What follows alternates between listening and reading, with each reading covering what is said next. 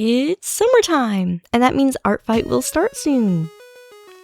So, time to spruce up my profile and characters before the event starts. To start, I want to update the references for my pre-existing characters. Luckily, I only have 4, and they are majorly simple shaped characters. I originally planned to have a before and after shot for this video, but I accidentally updated all my profiles without getting a before shot, so we'll just have to see the character references for the before shot. My first character I reworked was my LOTO plush. I originally didn't think my persona needed a rework until I realized that despite not having a specific design change, I drew them differently than last year. It was kind of interesting to see, actually. My original reference that I used for them on Artfight was lineless, and the other images were used in varying proportions. However, when I looked at some of the drawings I'd done of them recently, I noticed a significant use of line art, and the design for the hair had changed slightly to be more cartoony and resemble the real-life counterpart more. I don't feel like this is something I did intentionally, but it's very interesting to see, especially since I'd only made the plush that summer, sometime before Artfight started. So, it's cool to see the differences. Oh, and I finally found a way I want to do the feet consistently, which is that they stick out a little bit, and are not straight down. I wanted to make a reference that expressed these changes, so it remained accurate to how I draw them. The first drawing I did was for the thumbnail, with a pose I've done for a very long time with my plush, having them sit on a bookshelf with their legs hanging off. I also wanted the new references to have more than just the base outfit, and so decided to give them a t-shirt and shorts because Artfight is in the summer.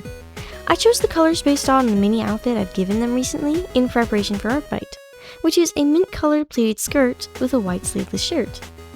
I like the simple white dress, as it is all well and good, but I want to branch out more on possible designs and outfits in the future. But also, I don't want to make an outfit that's so complicated that I have trouble animating it. This way also, hopefully people will see that there's more than one outfit, and they have more room to experiment. The rest of the art I made for the profile was a simple turnaround reference, one of them having the dress on, and the other with them having it not. That way, people could dress them up however they think would be fun. I didn't put any lighting or shading on this piece to make it as simple and readable as possible for referencing. I also updated the organization of the details on the profile to try and make it more readable, and updated some of the smaller details so they're at least hopefully more clear and less confusing. At least, I feel like some of the ways I try and word things are confusing, so I'm glad I was able to work on that. With that, this is the before and after. I'm happy with the progress I made.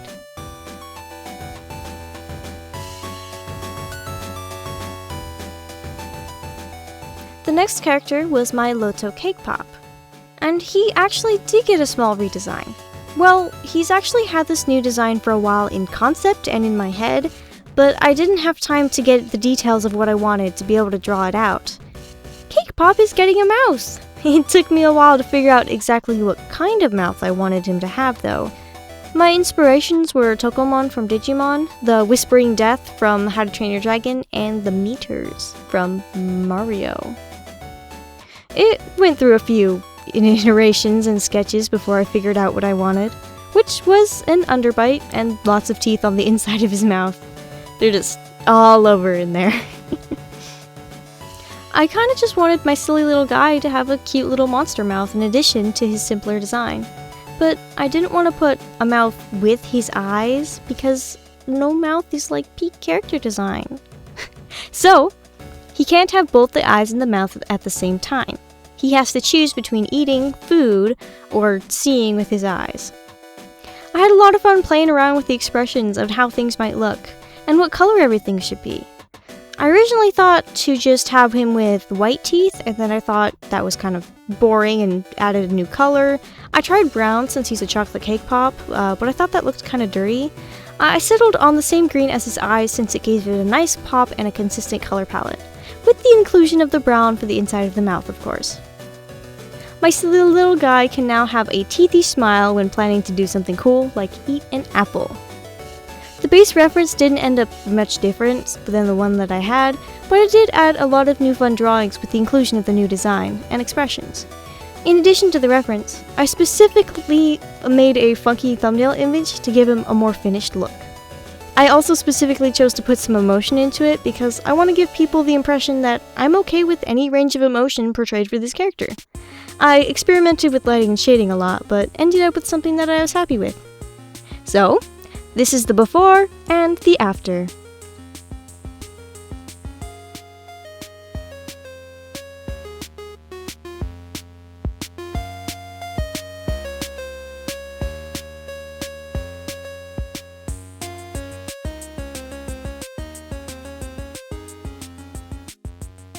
Next up, we have my special OC that is not my persona, Little Purple Guy! I was most excited to redo his reference because I did a whole video on relearning to draw him with a three-dimensional idea in mind. I have learned so much better how I like to draw him consistently. So, looking at these older references was very interesting. I could see more clearly why this character was so difficult to draw before, and I am happy about my progress.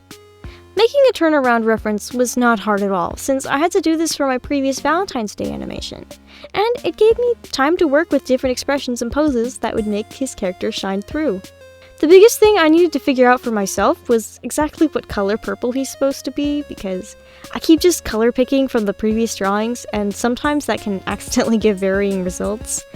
I want to make a strong effort to keep him consistent, so that's a work in progress. He's such a cute little fella. I love the way his expressions came out. And I didn't just make a turnaround, but also a props page.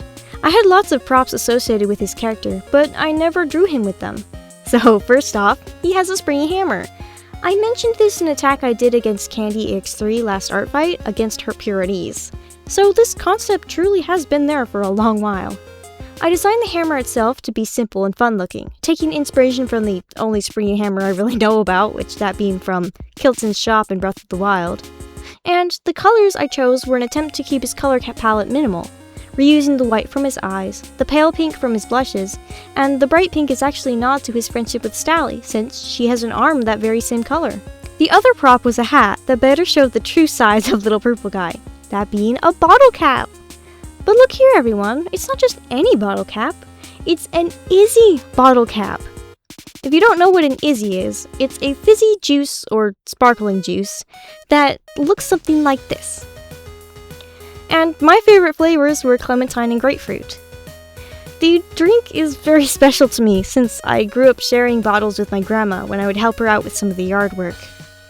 Since Little Purple Guy also likes drink, and especially fizzy drinks, I thought it would be fun to include this in his character, and that he keeps the bottle cap as a sort of trophy.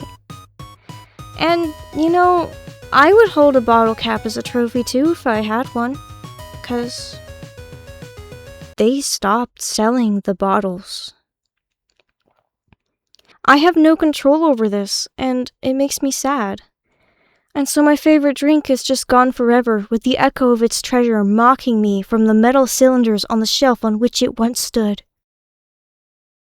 Anyway, safe to say that Little Purple Guy also doesn't like candy, is he? And doesn't like cans in general, actually, because they are sharp and make a loud noise when you open them. Very unpleasant. That's it for Little Purple Guy! His page is complete. And here is the before and after.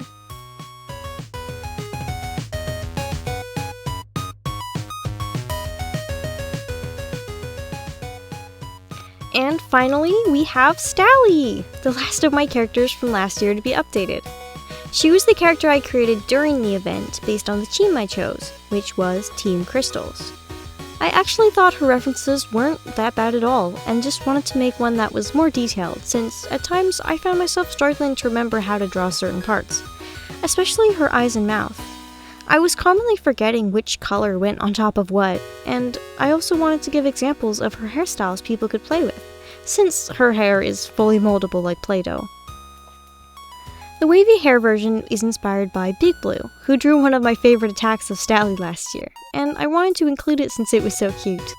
I also updated Stally's hair pieces, to no longer just being one color or one kind of shape. I wanted to make that clear in the new drawings. So I included some as stars or diamonds or little shines, so they could come as basically anything I wanted. Basically, I wanted to be more detailed than before. Also, I'm still experimenting with what I want Stally's main outfit to be. I have a couple that I put on for one-off illustrations and animations, but not one so far that I've designed as her usual outfit. Of course, there is the dark green dress and the little bow that's on it, which works well, but I still want to work on it, so I'll have to work on that after Artfight, since I'm done with her references for this year. My goal was to let people have creative freedom when dressing her up. Sally was the character I drew more extra pieces for the thumbnail and extra drawings. And I also asked if I could use one of the attacks I received from rank WO, like rank OO, in the reference page, and they said yes. So that's the before and after, and that wraps up the characters from last year. I'm really happy with my progress, and it seems kind of crazy that this is only a year's worth of improvement.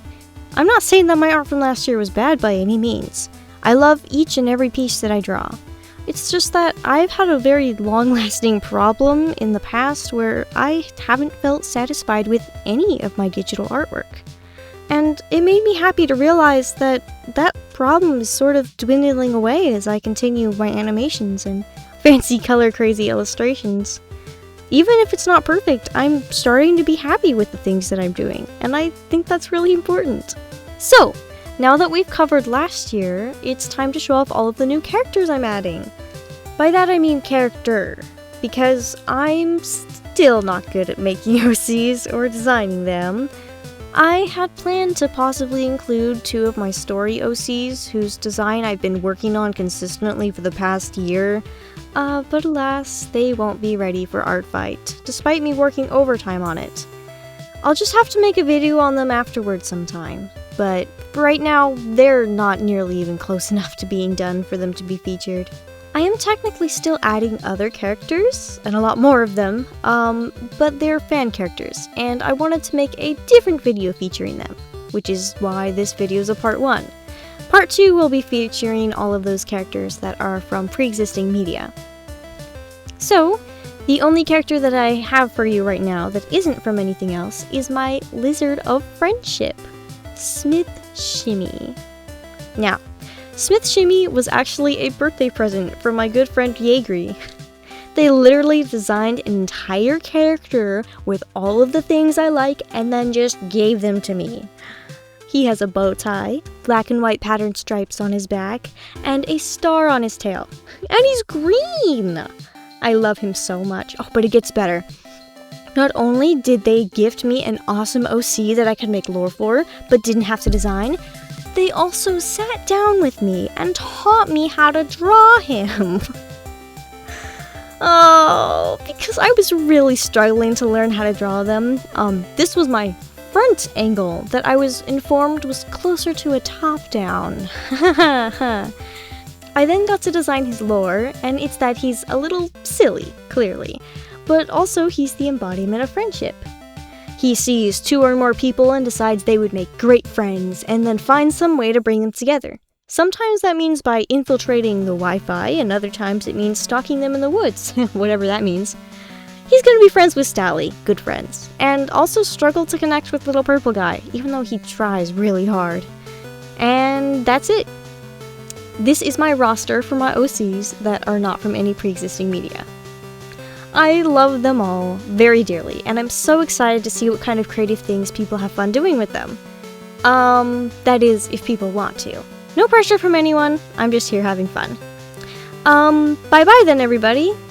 Come back next week and watch me freak out over Sonic the Hedgehog and explain how the fixation slowly took me over once again.